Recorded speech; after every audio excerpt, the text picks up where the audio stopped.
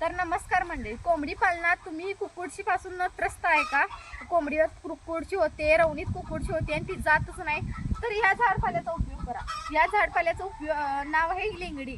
याच्या वासाने तुमच्या रवणीत कुक्कुटची होणारच नाही. याची फुलं, याची पानं जर तुम्ही रवणीत वापरली तर कुक्कुटशी नावाचा कीटकच तुमच्या रवणीत होणार नाही आणि तो पळून जाणार. चला तर दाखवतो मी या लिंगडीचा उपयोग रवणीत कसा करायचा.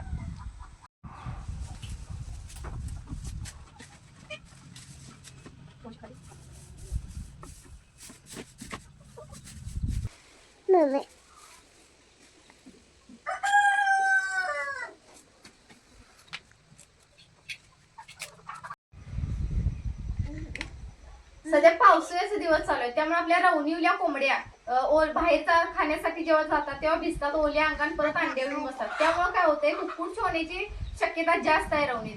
आणि कुक्कुटची झाली की एकदा रवण आपली खराबच होणार, कोंबडी पण खराब होणार.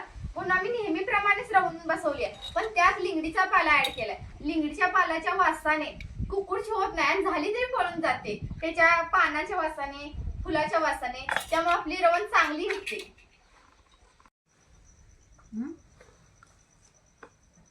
16 अंड्यांचीच आमच्या 4 रवणी बसल्यात. तर चला आपण 21 दिवसांनी यांचा रिझल्ट बघूया.